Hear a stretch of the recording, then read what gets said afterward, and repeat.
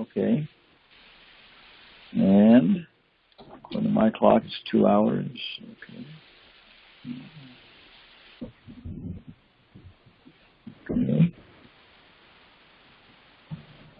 So according to my calculation, we have 2 minutes. So we yes, we start. Sí, 2 minutos solamente. Hay 2 minutos más. Sí, Vamos a hablar, hasta la clase. Sí. Dígame, ¿es español o castellano? Español, mejor. Sí, porque realmente después de los castellanos compartiendo su idioma con el imperio, no más es castellano. Si nosotros olvidamos a Krishna, hay muchos problemas, pero si recordamos a Krishna, no hay problemas. Sí, usted es un gran sabio. Cuando usted va a morir, va a tener una tumba de usted en Hawaii. Y muchos palomas va a sentir en su tumba. ¿Su tumba? ¿Qué es? Does anyone else hear Maharaj as being broken up? Or is that just me? Maybe, I don't know. Okay. Sounds good to me. Sounded fine to me, except it sounded like it was Spanish. So maybe maybe it's me. Maharaj, I'm going to come back in. It should not affect anything in the with start meeting. Okay. So I guess we'll start. Yeah. Jaya Radha Kunja Bihari. Jaya Radha Madhava Kunja Bihari. Gopi Jana Ballabha Girivaradari. Jaya Gopi Jana Ballabha Girivaradari. Yashoda Nandana Braja Janaranjana. Yashoda Nandana Braja Janaranjana. Jamuna Tira Banachari. Jamuna Tira Banachari. Jaya Radha Madhava Kunja Bihari. Jaya Radha Madhava Kunja Bihari. Gopi Jana Ballabha Girivaradari. Gopi Jana Ballabha Girivaradari. Gopi Jana Ballabha Girivaradari. Gopi Jana Ballabha Girivaradari. Yashoda Nandana Braja Janaranjana. Yashoda Nandana Braja Janaranjana. Jamuna Tira Banachari. Jamuna Tira Banachari. Jaya Radha Madhava Kunja Bihari. Jaya Radha Madhava Kunja Bihari. Jaya Radha Madhava Kunja Bihari. Jaya Radha Madhava Kunja Bihari. Narayanam Namaskrityam. Narayanam Namaskrityam. Naram Shaiva Narottamam. Naram Shaiva Narottamam. Devam Sarasvatim Vyasam. Devam Sarasvatim Vyasam. Tato Jayam Udirayat. Tato Jayam Udirayat. Om Namo Bhagavate Vasudevaya. Om Namo Bhagavate Vasudevaya. Om Namo Bhagavate Vasudevaya. Om Namo Bhagavate Bhagavate Vasudevaya. Om Namo Bhagavate Vasudevaya. Om Namo Bhagavate Vasudevaya. Shri Shri Shri Srimad Bhagavatam, third canto, chapter 23. I think it's Devahūti's Lament, text 36 and 37. And here we are in ISKCON, Hawaii, founder Acharya A.C. Bhaktivedanta Swami Prabhupada. And this is Thursday, 2017, May 18th, and we are designated as Hanumatpresaka Swami. Hello, hello. Hello, hello. Yes. And I guess somebody's honking in and out there at me. I may need to meet somebody. Sorry. Yeah. Got him. Okay. Yamaraj. Yeah. Okay. And Bhaktivinoda Thakur with his bead bag. One hand on his bead bag and one hand on his books. Okay. That's the kind of gets the way to do it. The opposite of that is the demon who has one hand on the bottle and one hand on the throttle. Like that. Bhaktivinoda Thakur here is one hand in the bead bag and one hand on the books. I guess that nothing's gonna stand in your way. Then Kardamamuni there looking like a really, was a really cool dude with his big black beard. And Devahūti, she doesn't look too skinny, but anyway. Okay. So go ahead here. And here's the verse. Satang krita malastanam. Satang krita malastanam. Vibrajatim apurvavat. Vibrajatim apurvavat. Atmano vibratim rupam. Atmano vibratim rupam. Sanvita ruchirastanim. Sanvita ruchirastanim. Boliye. Satang kritam alasnanam. Satang kritam alasnanam. Vibhajantim apurvavat. Vibhajantim apurvavat. Atmano bibratim rupam. Atmano bibratim rupam. Sanvita ruchirastanim. Sanvita ruchirastanim. Satang kritam alasnanam. Satang kritam alasnanam. Vibhajantim apurvavat. Vibhajantim apurvavat. Atmano bibratim rupam. Atmano bibratim rupam. Sanvita ruchirastanim. Sanvita ruchirastanim. Satang kritam alastanam. Satang kritam alastanam. Vibranjantim upurvavat. Vibhajantim apurvavat. Atmano vibratim rupam. Atmano vibratim rupam. Sanvita ruchirastanim. Sanvita ruchirastanim.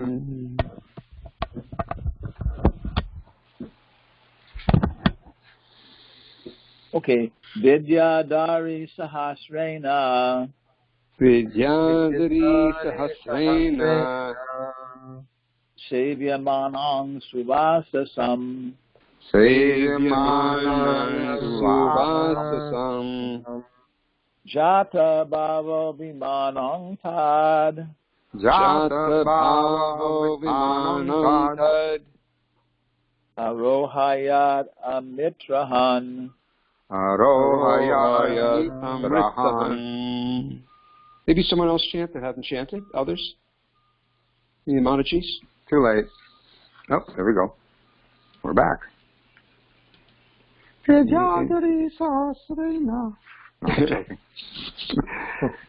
Okay. Vidyahari Sahasrena.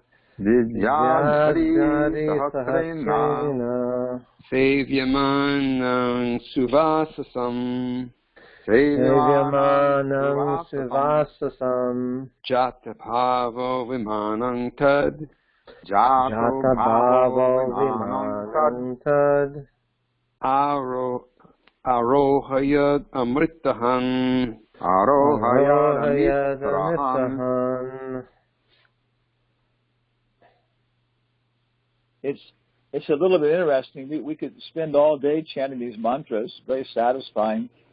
But then you might think, well, how will we survive? You know, we have to feed ourselves. But there was one British economist, Oxford economist, who calculated that actually all you need is about 2 hours a day. If you're not keeping up with the Joneses and everything else, 2 hours of work a day on the average are all you need to actually maintain your body, even in the current environment. And it's interesting because the name of the economist was F. Ram Hare. Okay? Saha. Saha. The sage. Sage. Tam.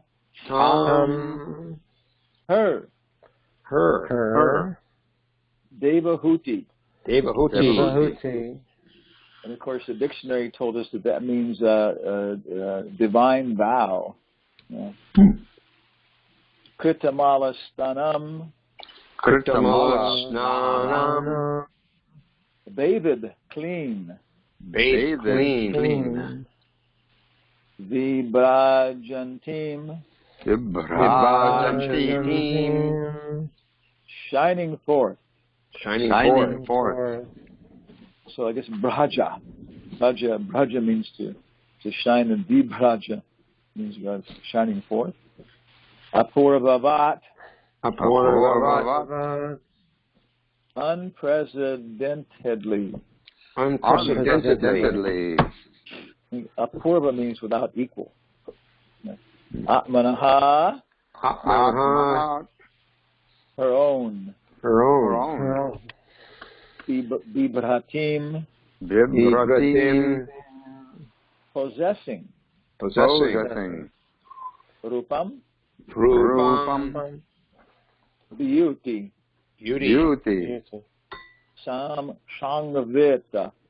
Sangvita. Girded. Ruchira. Charming. Stanim.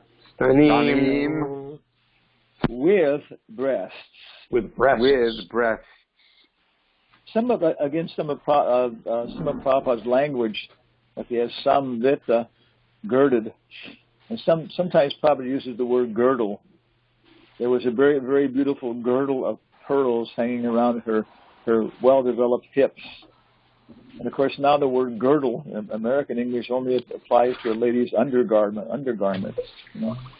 And the other one was she was at her toilet. now refers only to the process of defecating and urinating.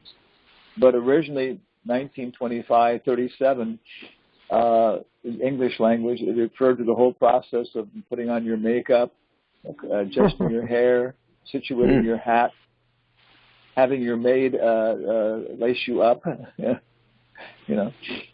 it's interesting. But even these simple things, they require parampara. Okay. So it's interesting. But even these simple things, they require parampara. Okay. The sage could see that Devahūti had washed herself clean and was shining forth as though no longer his former wife. She had regained her own original beauty as the daughter of a prince. Dressed in excellent robes, her charming breasts duly girded, she was waited upon by 1,000 Gandharva girls. O destroyer of the enemy, his fondness for her grew, and he placed her on the aerial mansion. Here's a P. The sage could see that Devahūti had washed herself clean. The sage could see that Devahūti had washed herself clean and was shining forth as though no longer his former wife. And was shining forth as though no longer his former wife. She had regained her original beauty as the daughter of a prince. She had regained her own original beauty as the daughter of a prince. Dressed in excellent robes, her charming breasts duly girded. Her charming breasts duly girded. She was waited upon by 1,000 Gandharva girls. She was waited upon by 1,000 Gandharva girls. O destroyer of the enemy. O destroyer of the enemy. His fondness for her grew. His fondness for her grew. And he placed her on the aerial mansion. And he placed her on the aerial mansion. Maharaj, can you just give me a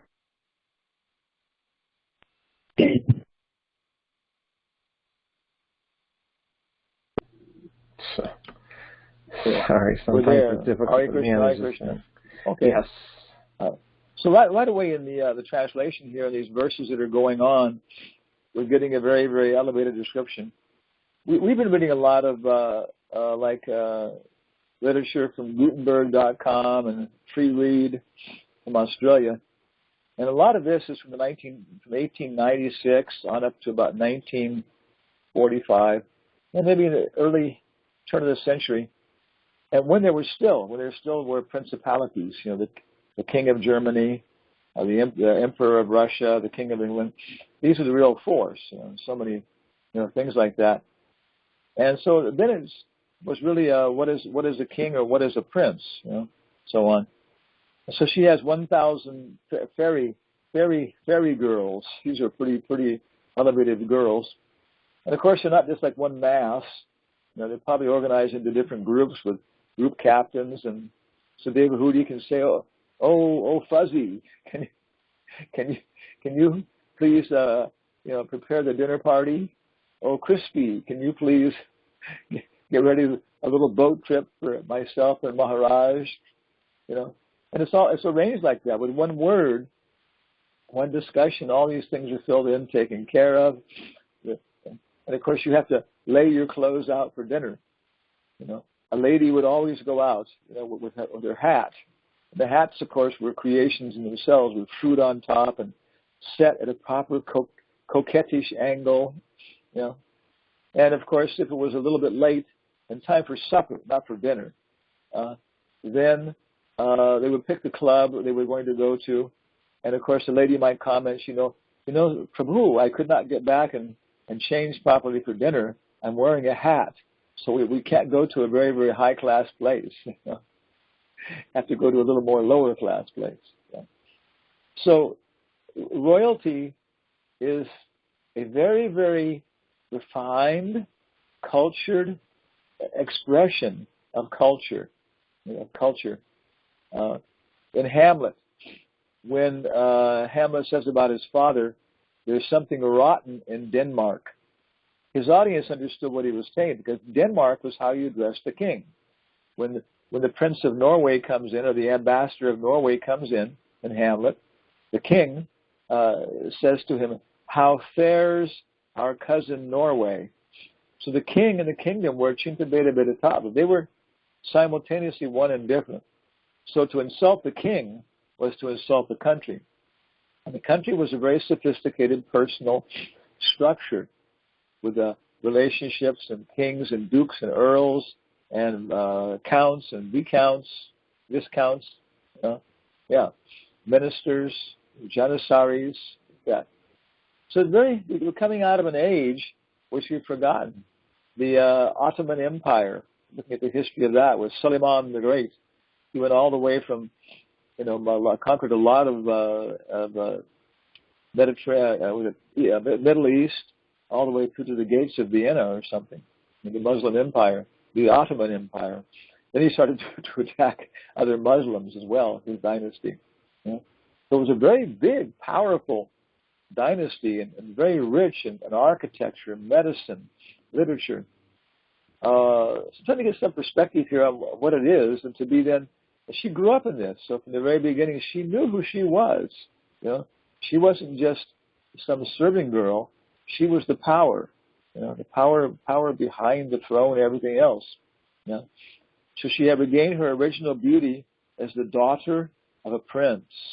Okay, shining forth as though no longer his wife. Charming breasts, duly girded. Okay, 1,000 Gandharva boast, and his affection for her grew. Okay, so Prabhupada started looking at the verses here. These are verses, of course, since we talked last week. It starts kind of natural.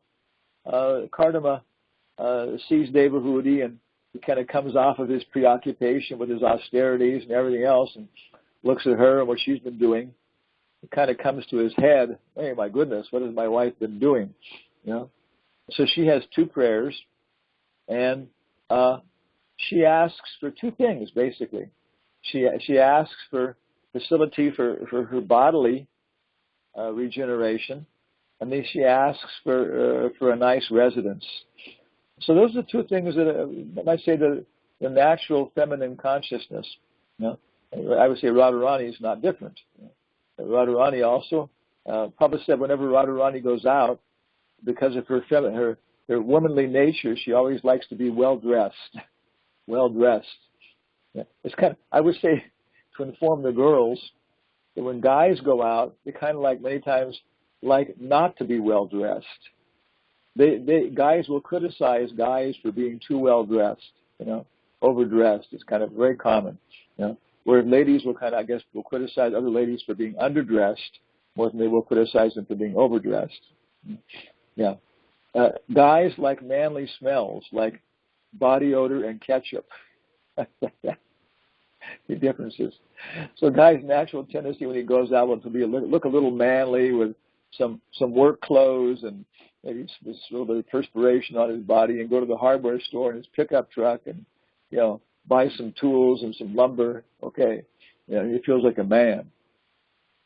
So Devahūti, Radharani, they're first concerned about their personal appearance, and then the expansion of their personal appearances, which is their ambience. In modern terms, Kardama, his wife is suggesting, Prabhu, can we join a health spa? Can we join a health spa? And these health spas we're talking about, and Mataji was talking about it, they do all this stuff. They have gem therapy and everything else, to rejuvenate like anything. Then after, of course, that is the residence. Then Maitreya goes ahead and talks about the aerial palace, the opulence that increases by itself, and it was an entire city. Prabhupada was saying, although it was called a palace. The 1,000 Gandharva girls probably fit in very well, no problem. And he did this all by his mystical power. And maybe now this is why Swayambhuva Manu, even though he's a king, he has mystical powers, but they relate to certain kind of, what they call smaller things. It's the same way, too, that also the administrators in the modern world, they're quite conscious of the scientists, and how the scientists with one scientific invention can change the entire balance and power, like that. And so the scientists of the modern Brahmins, the politicians are quite conscious that these people have tremendous power, and you have to watch them and be respectful to them. So a lot of verses, and coming down to today's verse, Satam krita malashnanam vibrajantim apurvavat atmano vibratim rupam samvita ruchirastanim vidyadhari sahasrena sedyamanam suvasanam jata babu vimadam tad arohayat amitahan. So, this, of course, is in the third canto, third and fourth are Krishna's lotus feet, legs. First and second, if we've actually surpassed those, are his lotus feet. And now we should all be following the four principles. Everybody here who's listening to this class, if we're going to go and study this and contemplate this, should actually be following the four principles. If not, you may have to adjust the content here a little bit. Okay. But still may be very strong attachments. So this third and fourth canto, I would say, are those amongst us whose consciousness is, you can follow the gross standard, but we still have a lot of subtle attachments. And now we're trying to achieve those through the process of devotional service, which is not unpalatable to Krishna. Krishna even appreciates this. And now people are trying to satisfy their selfish desires in a civilized fashion through devotional service. Okay? And so this may resonate with some of us. It may resonate with some of us in some small degree. And so we still have some desires like this. Maybe it's not so gross that we need a wife, a veritable cow of plenty, but we do like to go to Walmart. We do like to walk around and look at the unlimited variety of nuts, the unlimited variety of potato chips, the great wall of ice cream, all right, the great wall of cheese, of ready-made cheese pizzas. It's amazing. It's kind of like, Virat Roop Darshan in the modern world.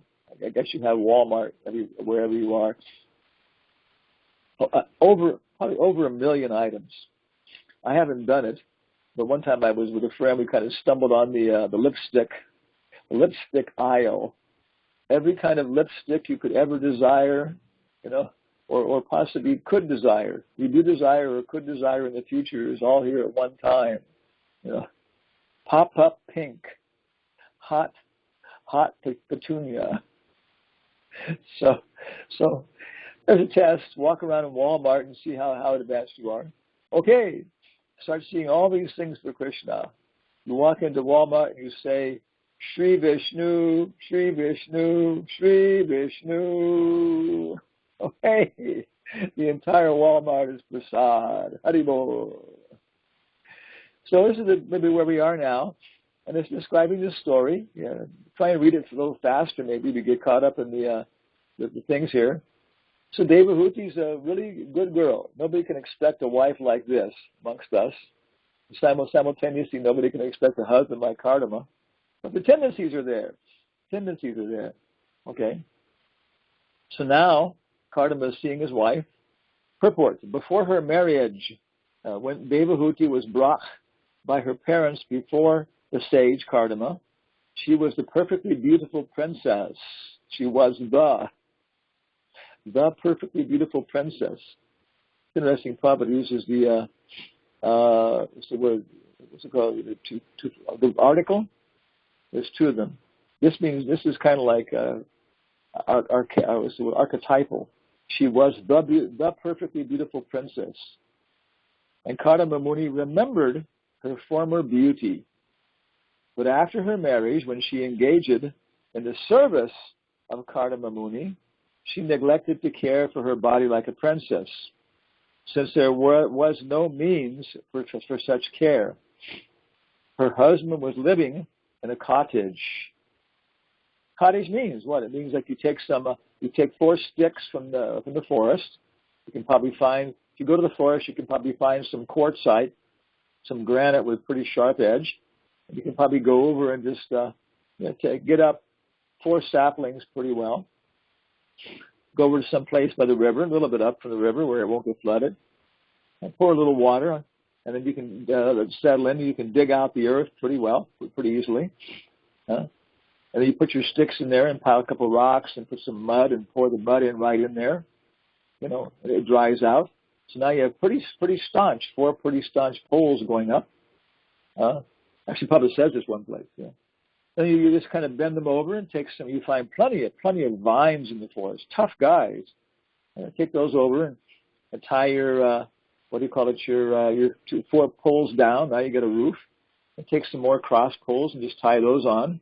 And the Boy Scouts, we learn how to do the lashing knots. They're pretty easy, quite ingenious. Then after that, you can start taking pieces of tree bark. Now, hopefully, we're talking about an inhabitable forest like Ecuador or something. And then you get all kinds of big banana leaves and stuff. They dry out and they stay tough. Take little twigs to pierce them and and plait them, and they come right down there, and you have a cottage. You know, if you live in this area, you can put these things together within like maybe an hour or less. You can go traveling, husband and wife, kids, for foraging. They just take a few things and toss them over, and they have a little place big enough to crawl in, like that, and just kind of huddle up with the family. And the rain falls on you at night, and this may dribble a little bit here and there, but okay, you make it okay. It's not cold. Yeah. So he was living in a cottage, okay. And since she was always engaged in serving him, her royal beauty disappeared. Probably her very, very beautiful silk dresses and wedding dress didn't look very good after a few months of this work. And she became just like an ordinary maidservant. Yeah. Now, after being bathed by the Gandharva girls, by the order of Kardama's yogic power, she regained her beauty. She regained her beauty. And Kardama Muni felt attracted to the beauty she had shown before the marriage. He felt attracted, just like a magnet. Attracted by iron filing is attracted by the magnet. The real beauty of a young woman is her breasts. And this is why we're saying, out of this whole sangha here, that the only sannyasi, and I get this verse. Now, probably really going to get on the breasts and start glorifying them. The real beauty of a young woman is her breasts. Okay? Now you got a sannyasi giving this class. So right away we have a beautiful picture of a young female's breasts, if you're watching the PowerPoint show. And if you've ever milked a cow, you know the long nipples are greatly appreciated. This cow would be very difficult to milk because the front quarters have short nipples. And you just wrap your hands around them and just burrow them right into the warm, hairy breast and squeeze. And out comes this milk. It's a very, very sensuous personal experience, milking a cow. Milking a cow. Very, very sensuous, warm, maternal experience. Big, hairy breast. Okay. When Kardama Muni saw the breasts of his wife so nicely decorated, now I could have looked on what do you call it? What's that called? Googled, decorated breasts or something here. God, I wonder how much effort goes into decorating breasts. The curve of the dress, the ornaments, the jewels. Okay, God, okay. So his wife's breasts were nicely decorated, increasing her beauty many times. The ladies want a beauty multiplier? Well, that's it. Decorated breasts. He was attracted, even though he was a great sage. Shripad Shankaracharya has therefore warned the transcendentalists that one who is after transcendental realization should not be attracted by the raised breasts of a woman, because they are nothing but an interaction of fat and blood within the body. Yeah. So this attraction is there. It's very natural. It's just like all of us in this group are probably attracted to air. We're all attracted to breathing. And it's not an attraction that we have to do. The body is attracted. You try to not breathe. It's a big effort. The body automatically will force you to breathe. It'll go into convulsions.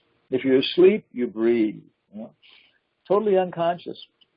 So the same way, there's a fundamental attraction in the male ego for the female ego, which is then manifested through mustaches and breasts. Okay?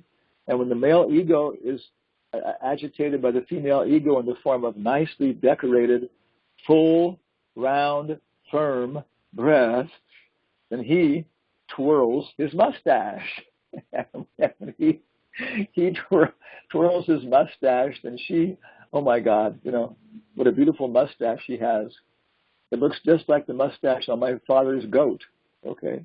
Yeah. So these are a part of the Virat Roop. You know? And so as a sannyasi, myself in this ashram, you know, this prophet also says, where is this? He says a woman always, I think it's in the story of Draupadi, that a woman always knows when a man is trying to impress her. You know? Okay, let me mention this is one of the supernatural powers that women have. Okay. And I've also seen it mentioned amongst poets and other places like that too. You know? That a lady will always know when a man is trying to impress her. Okay, so you can't hide this. You just, in terms of your intelligence, admit the fact that I'm attracted by, you know, female form, by your female form, agitated, but at the same time too, that's natural in the circumstance, and we should both consider it's natural. And the next thing is that I'm not letting my mind, you know, become absorbed in it by using my intelligence. Okay, so the intelligence, if it's pure, if we're engaged in buddhi yoga, can control the mind. We always quote, we heard Prabhupada saying, I've been separated from my former wife for many years, but sometimes I still think of her. You know? Prabhupada said, this is natural. He said, but I don't go back. That is intelligence. So here's the person on the Madhyama Adhikari platform. You know? He has purified intelligence, but still there's attraction, reaction. A pure devotee may enter into this stage for preaching purposes, right? Yeah, he, she, whatever. You know, the Atma may come down from the platform of Uttamadhikari to actually see, you know, experience and be stimulated by these things. Swayambhuva Manu and Deva and Satyarupa could not follow Brahma's request of getting biological children because they were on too high a level. They had to come down to Bhumandala to get stimulated properly. Otherwise, it was incomprehensible. It just didn't make any sense. Yeah. So, Kardama Muni, he's, I don't know, maybe he's already come down a little bit. He's seeing Devahūti's physical body. So maybe he's already, her physical beauty or ugliness. You know? So maybe he's already come down into the modes a little bit, rather than kind of like experiencing her as a phantom moving around in the ashram and this kind of relationship, which may have been his consciousness, you know, for many days and weeks, you know, months, maybe weeks. So he's already come down to some degree, and he's adjusting, and this is his consciousness, so that he's attracted. You know, he's attracted. But we'll go on to explain in the next verse that even though he was attracted, he stayed within the range of Vaidhi Bhakti. So we may be attracted too. We may let the tiger out. We have these attractions. We like pies. I'm attracted to pies, cherry pies, blueberry pies, lemon pie. Okay, so you can go to the all satisfying Kmart. I was walking around noticing this. Sometimes I get a little lonely here by myself sometimes. Well, I go to Kmart once a week and walk around, chat my rounds, you know, go on, chat some rounds. So I noticed there's one section in Kmart where they have these ready-to-bake aluminum pie tin graham cracker, graham cracker crusts. Then I noticed right next to them they have all these cans of different kinds of fruit mixes and everything else. And then after that they have the canned whipped cream. So it's like do-it-yourself homemade pie. And I guess then, of course, the graham crackers are already cooked by Carmies. Okay, whatever, but you cook them again. But it's so easy then to start experimenting and making up this and that, and, you know, yeah. So if we have the desires, stimulate them. That's what this canto is all about. You know, Devahūti and Kardama, and Vishnu told them, you still have these desires, you can't get free from it just by hearing and chanting. Okay, you're going to have to go through it. Do it, you know. Enjoy yourself. Have blueberry pies, cherry pies, whipped cream. Yeah. And then I noticed, this is my brother, this is a sannyasi going to Walmart, that you can buy. I forgot what it was. Maybe it was it? I guess it was 4 gallons. It came with this. They had a generic. I think it was strawberry, vanilla, and chocolate ice cream. The generic ice cream for $15 a container. And it's like cheap. It was actually enough for me to just kind of see it and think about it. You know, I have a place to live finally now. After 40 years in Krishna consciousness, I kind of have my own ashram here, a little place. It's a tiny, small, not tiny. It's one of these mobile homes, old, beat up, and everything else. And I feel very gratified. And so it's a lot of my final remaining desires, like for fixing things and growing things, and a lot of very natural, civilized desires are kind of like, okay, I can try them out. And it's enough because I realized, well, I could buy a 4-gallon container of vanilla ice cream, not chocolate, vanilla, and it would fit in my freezer. But then thinking, oh my God, like, you know, how long would it take to finish it? And ice cream is like very hard to digest, you know, it's heavy stuff, you know. So okay, that's one more desire down the drain, you know. So, okay, he was attracted at this level. And this is quite natural for this level of development. There's no limit how much we can develop. The best thing is to figure out what level we're on by reading all these stories, discussing them, entering into the pastime, and then, you know, maybe this is not appropriate for us. Maybe somebody else should be on the 7th canto. Maybe somebody else should be on the 10th canto. Our Sangha is here. Okay. So then we have to go on here with our sannyas rendition of breasts. And there we have it. Haribo! Now Swamiji is showing the picture of a moderate-sized breast. Yeah, moderate size. Yeah. Papa says that nowadays, because girls eat so many nasty things, they never develop a full female figure like that. Yeah. So here's what it is. You know, I was reading Baudelaire, French poet, and it led to one thing after another, and his quotes. And one of the things, I think it was him, one of the things he said is every young man who is thinking about getting married should study anatomy and then dissect at least one woman. This is a French poet, French guy. And we could, of course, we could turn this around too. Every young girl who's thinking about getting married should study anatomy and then dissect at least one boy. Okay. Does the job. Yeah, does the job. Yeah. This is what it is. You know, of course, how many layers do we have to go through to get down to reality? First, we've got to go through the poetry level, and how many poems are there glorifying young women's bodices? Even the word, we got so many bodices for it. The bodice, I guess that's something you put over the breast, like that. So many words, you know. Some, of course, which are colloquial and taboo, like that. You know? I didn't write this purport. So then after that, we go through, and then we come to the social situation, whereby breasts are glorified, you know, amplified, focused. Then we actually go through the actual clothing, which may include, I guess, you know, ladies' overcoats are also tailored to accent their figure. Yeah. And then, of course, under the overcoat, we got, I don't know how many layers, and finally we got on and on like that, you know. Because it also has to be a part of the lady's consciousness, too. So the internal garments that maybe nobody ever sees has to also develop her consciousness. Oh, my God. Yeah. Then we go through the skin. Take your scalpel. You can buy these at a surgical operation. And let's make one vertical, like what do you do? One vertical cut? You can look up autopsy, breasts.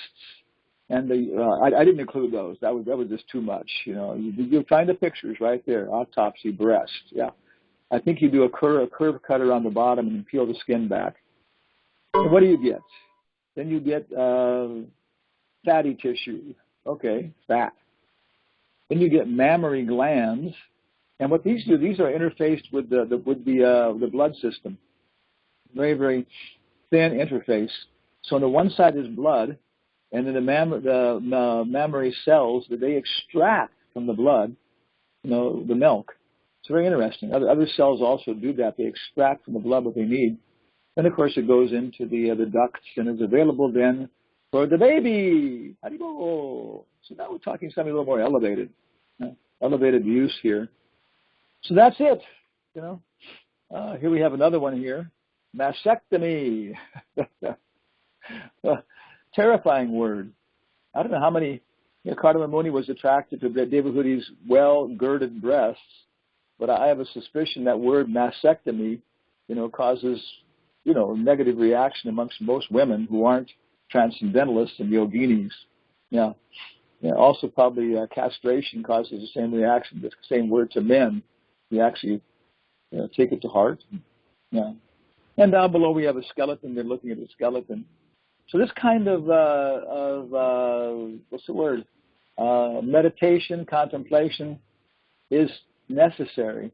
I would say it's necessary repeatedly throughout the entire lifespan. One of our disciples was a monk, Catholic monk. He almost came to the point of his final vows. I went through for several years. So it's very interesting hearing their perspective.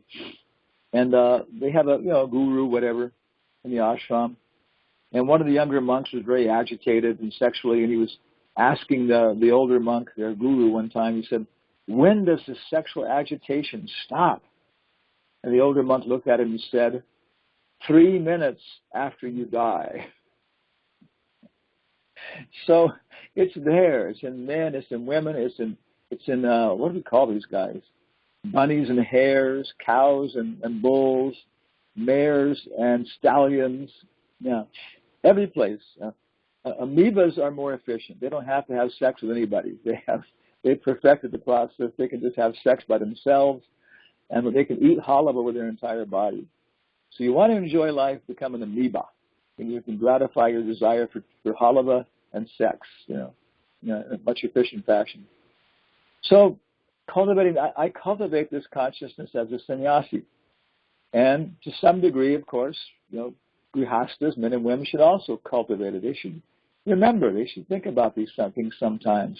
That all these bodies walking around, you can just split them right open, and the beautiful face with all of its expression and everything else is the product of a whole sophisticated system of muscles. And those muscles, you start going into it, are incredible. I took upper division mammalian physiology at the University of California, and it's been a tremendous asset in my life. It's just incredibly sophisticated how the muscle system is like that.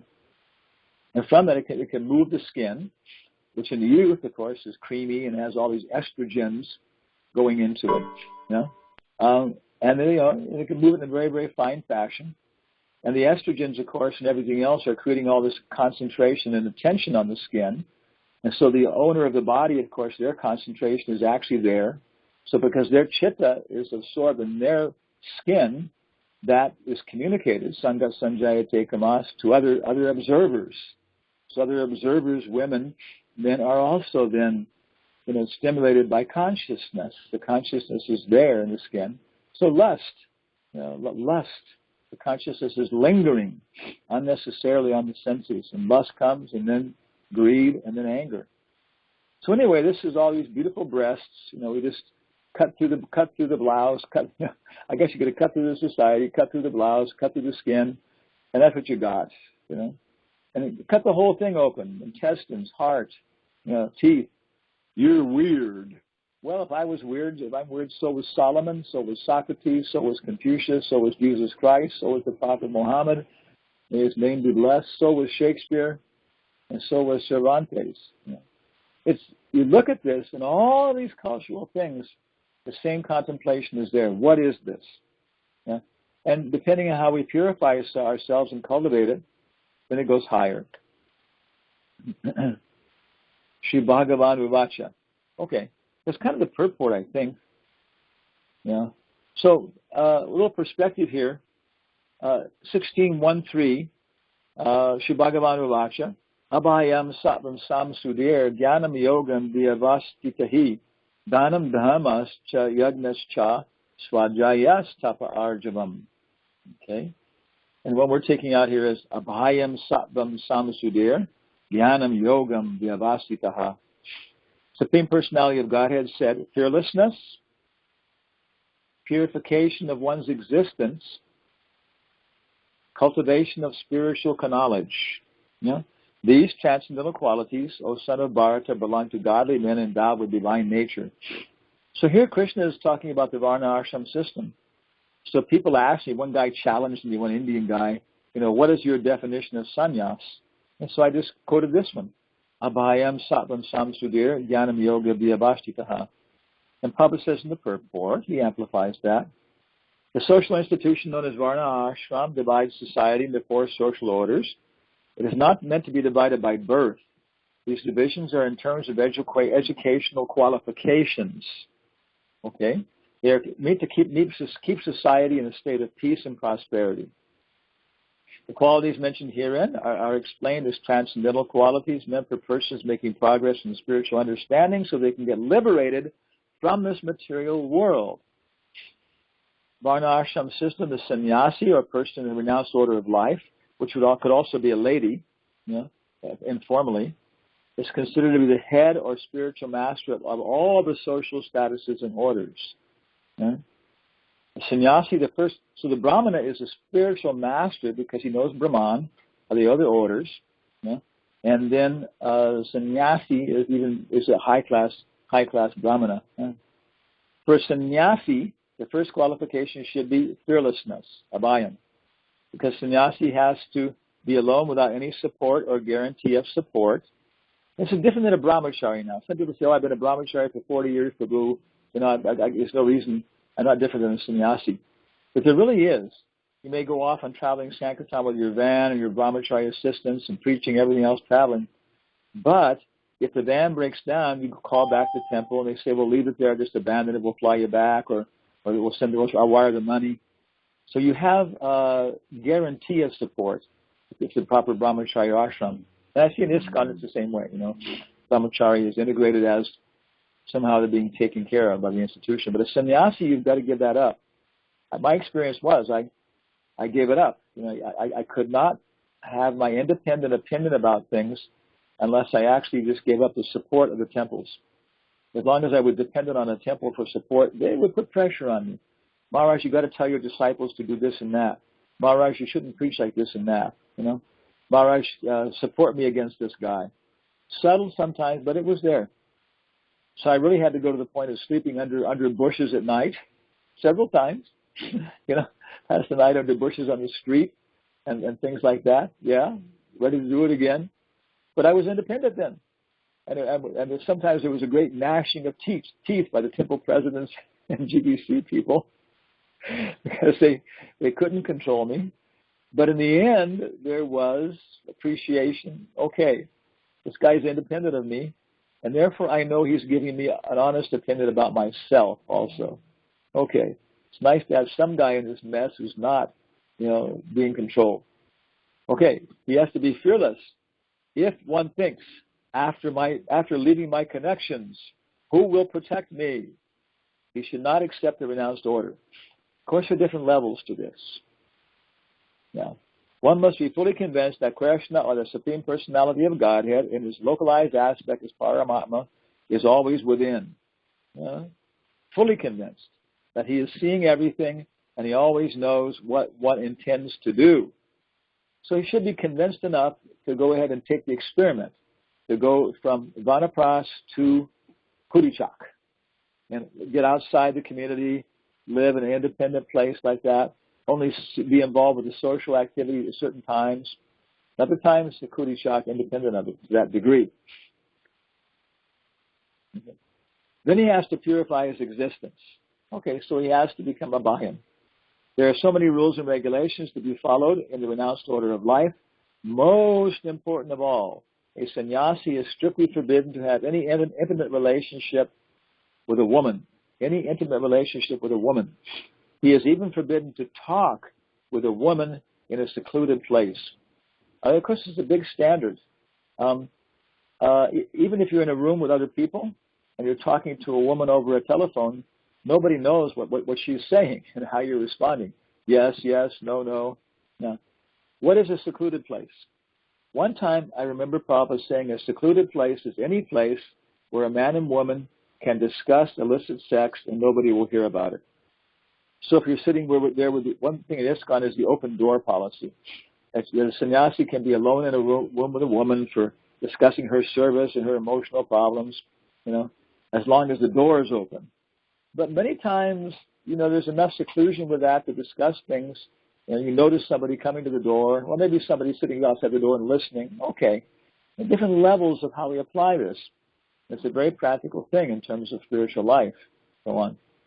Okay, so this is one thing. Prabhupada also says a sannyasi is allowed short-term contact with a woman or the opposite sex for preaching purposes. So I would say that in the current environment of this class, that there are many things which could be discussed and should be discussed, which cannot be discussed by a sannyasi in the current ambience. But this verse should be discussed amongst women.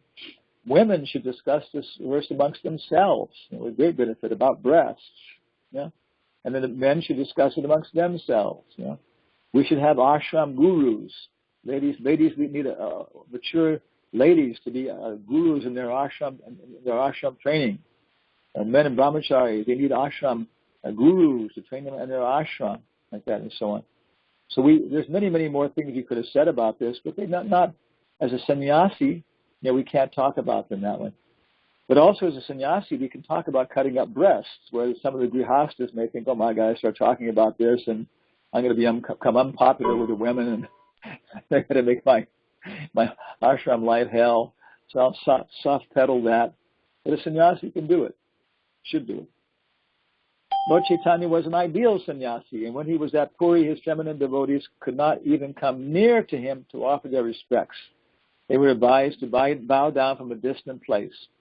This is not a sign of hatred for a woman class, but it is a stricture imposed on a sannyasi not to have close connections with a woman. So our sannyasis they'll tell you, we talk amongst ourselves. For example, if you're in India, sometimes it may occur that you go like 3 months and no woman ever approaches you, even in a public setting. After the class, I would have this experience, women would come up, they want to ask more questions. They would come up with a grown-up son or their husband. And the grown-up son or the husband would ask me, my Mata Maharaj very liked your class, and she wanted to ask a question about this and this. So I could then answer the question through him, or I could answer it directly to her in his presence, like that. And I noticed that actually after 3 months, it was very, very peaceful. It created a real change in my consciousness and maybe a lot more peaceful. And therefore, the natural thing is you can investigate spiritual life. Of course, we'll get to that later. Okay, something else here. One has to follow the rules and regulations of a particular status of life in order to purify his existence. For example, for a sannyasi, intimate relationship with women and possession of wealth for sense gratification are strictly forbidden. Okay, very subtle topic. The next item is Jnana Yoga Vyavastiti, being engaged in the cultivation of knowledge.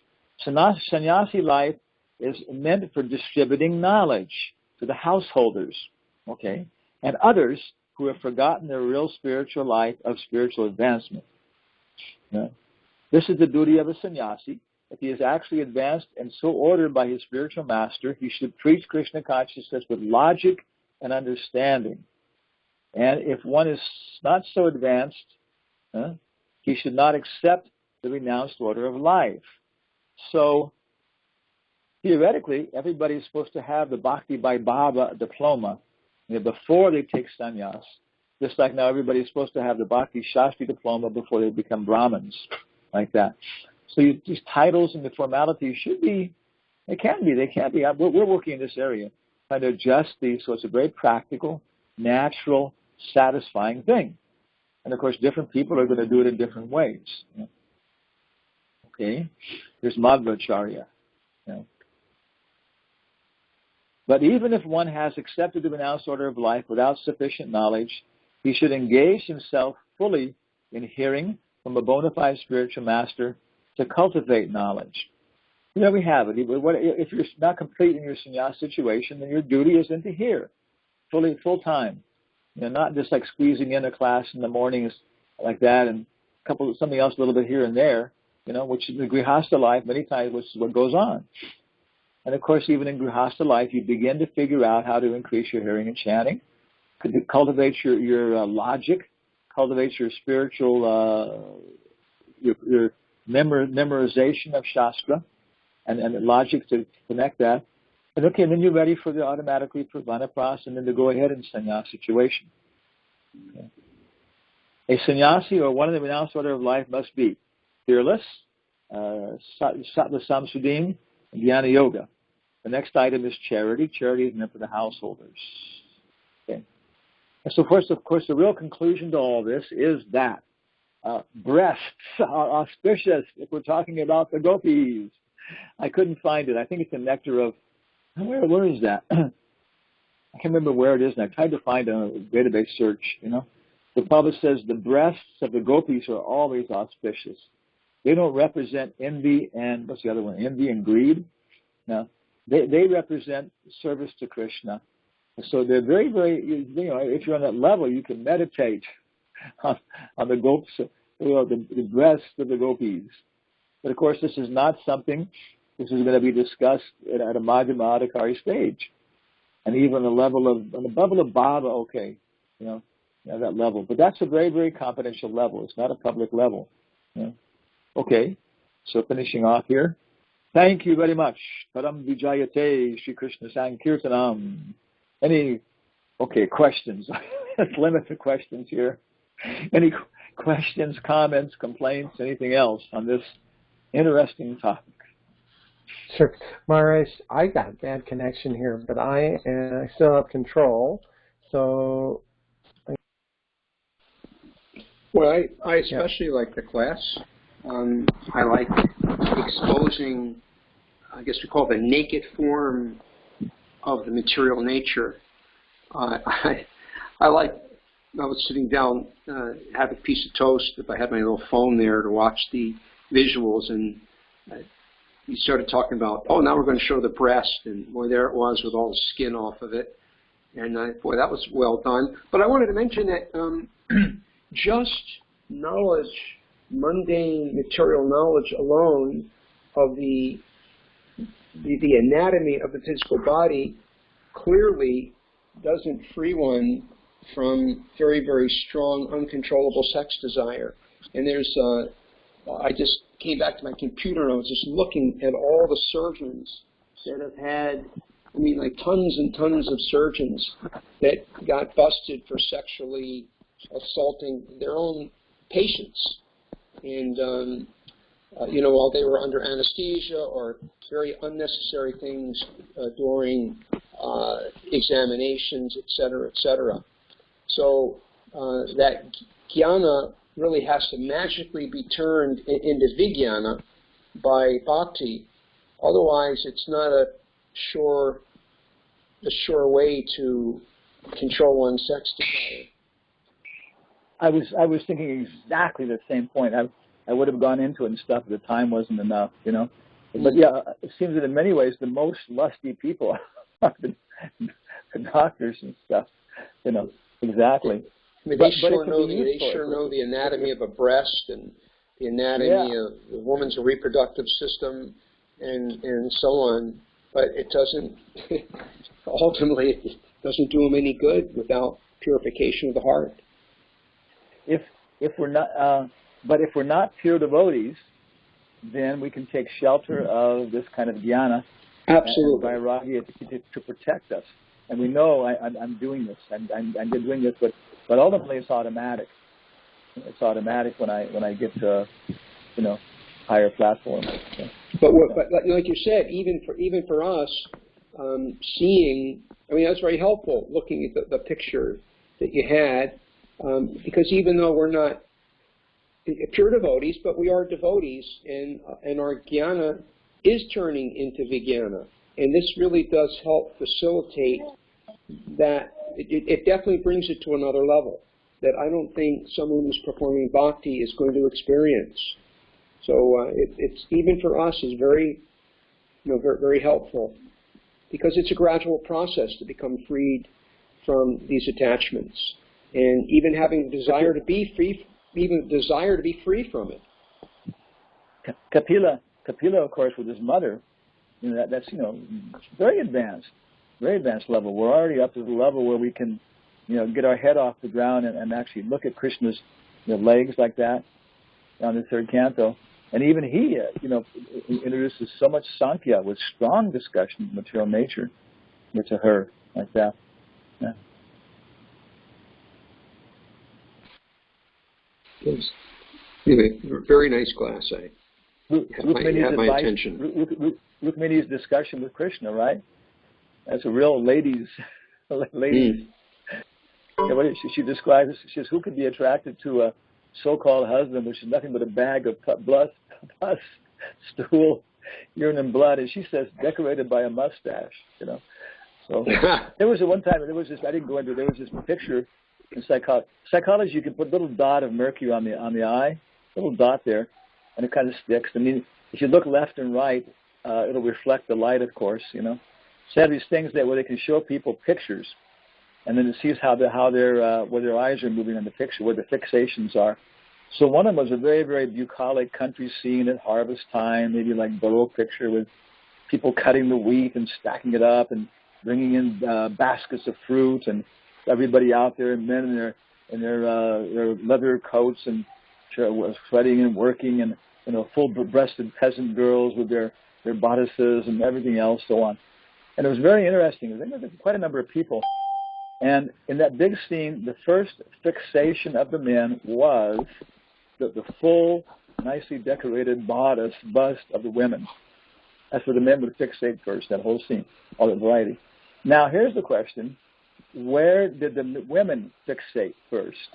Well, there are many things in the Bhagavatam and secrets we can't even talk about, female consciousness among others. The women were fixating first on the men's broad shoulders. Broad shoulders. That was the thing which, the ordinary women, the common cross-section that attracts them most is man's broad shoulders. I don't think anybody in the picture had mustache. It was kind of a Western picture like that. Okay. Yeah. Different kinds of reactions. And understanding these things, then we can connect them to Krishna.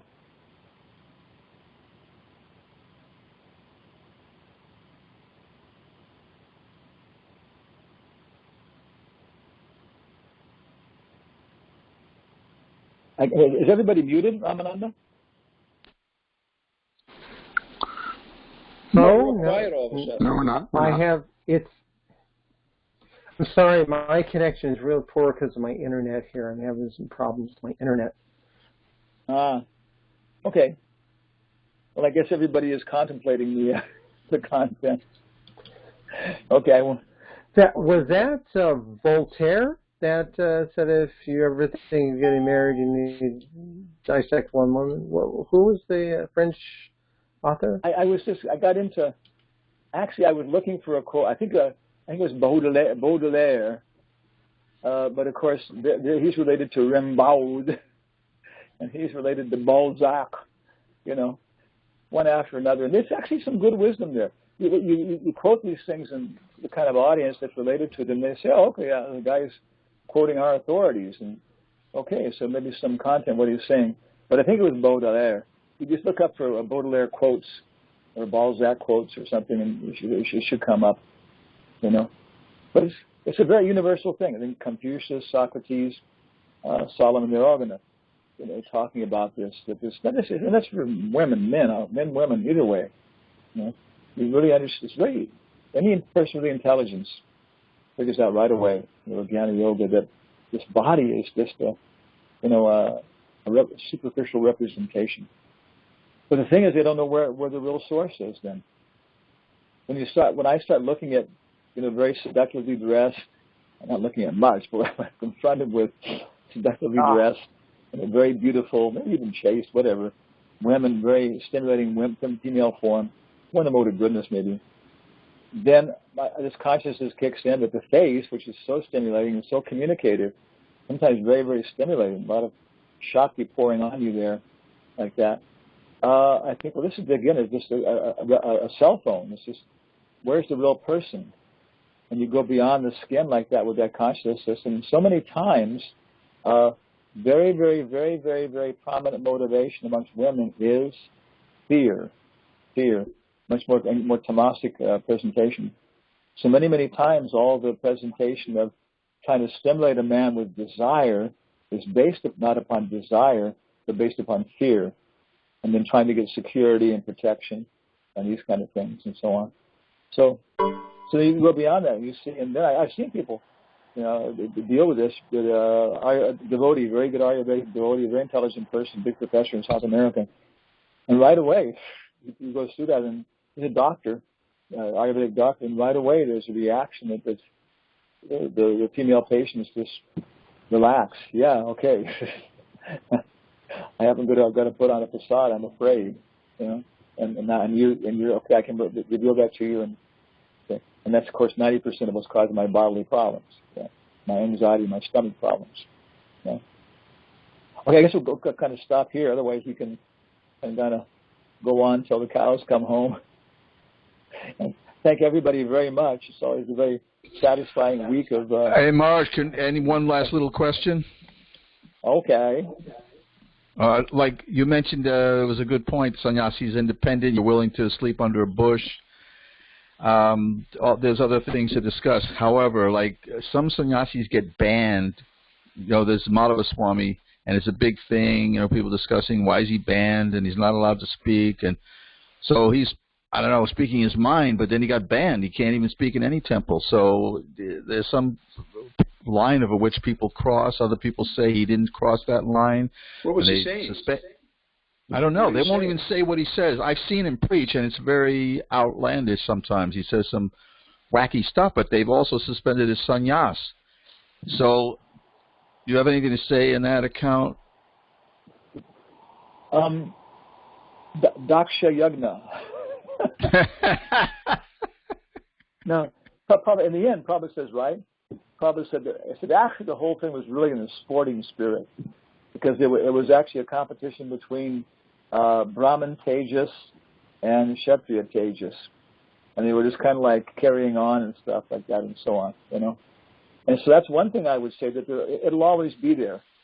The battle of the sexes will always be there on different levels, right? And that's in the higher level, it's fun.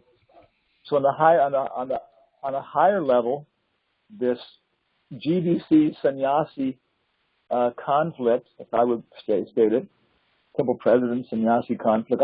When I joined the temple, I didn't know what was going on exactly. I was coming and visiting, and Bhutatma, who was temple president, was having it out with Guru Kripa Swami, back and forth for about a week or two, and they were both with their power and back and forth, and it was very educational. What was going on. So, but nobody got banned from speaking anywhere from every temple, so it just seems a little extreme that the guy's a sannyasi and they say you're not a sannyasi. For example, for example, like there are extreme things. That's the whole thing, is how much it should be. It's a big topic, gigantic topic, and how much should it be publicly made known public. For example, this is the reason why this person is being instructed to give up his sannyas vesh.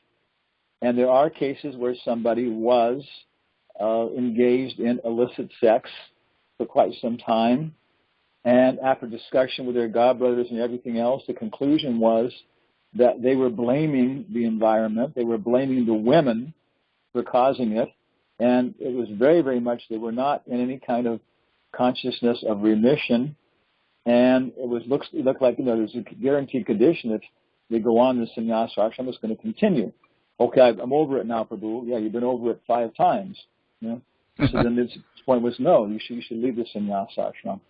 And myself, some of those cases like that where I'm involved in internally, then later on the person agreed. Yeah, you got married and everything else, and he started apologizing. He said, yeah, I could have controlled myself. It wasn't that the women were exploiting me without my participation, and I feel much more comfortable now.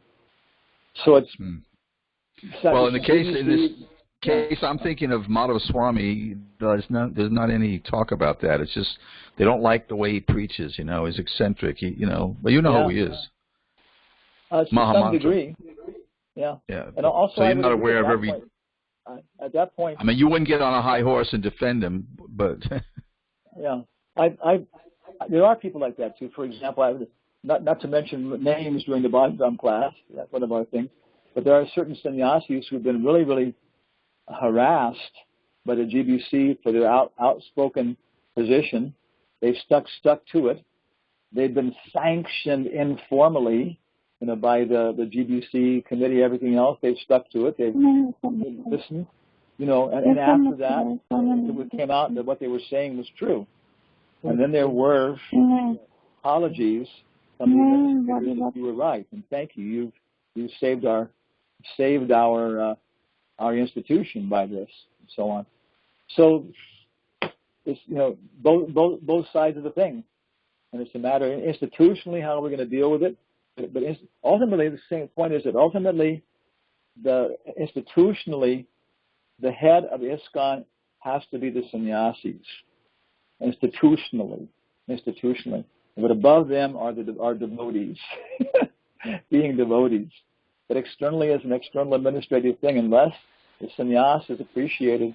One time I was engaged in an argument with a GBC secretary over some issue. Went on for about 2-3 weeks, and letters going back and forth, and 3 GBC secretaries involved, and it was hell, But at some point he said, Maharaj, we can restrict your traveling. And I didn't respond to the thing. I just went on with the main points. Another point he said that the GBC is the ultimate managing authority in ISKCON. And I said, yes, and the sannyasis are the ultimate spiritual authority, quoting from Prabhupada. And he said, huh. So, and after the whole thing was over, going through all of it, everything else, he said, Maharaj, I never really knew you before. But after going through this, I was so much more impressed by your character, and I would not have the slightest hesitation recommending anybody to take sannyas from you. So having gone through the conflict, and like you say properly, we learned tremendous amount about each other, and I'm sure that extended into better relationships between sannyasis and GBC secretaries. There's a thing called the ISKCON, what's it called? It's called SGGS. Sannyasi Guru GBC Sangha. Goes on, I think, every 2 years. And it's working in that area to some degree, but I have many objections to how it's working. But it's organized by the GBC. That's the whole thing. And so it's okay. So it tends to be like, from that point of view. But that's one place where the boundary is being discussed, and so on. So specific details I don't know. I have to know the specific details to make a specific response. Yeah. Okay, well, so thank you all very much. Back to Godhead. And you can always contact us at our webpage, Jaya Rama. It's right on the screen now, jayarama.us. You can always contact us there, and we can discuss lurid, confidential details of banned sannyasis or mastectomy or whatever you want to talk about. Each night I bathe my mind in the nectar of mastectomies. Okay. Hare Krishna. Thank you, Maharaj. Haribol. Thank you, Maharaj. See you next time. Haribol. Haribol.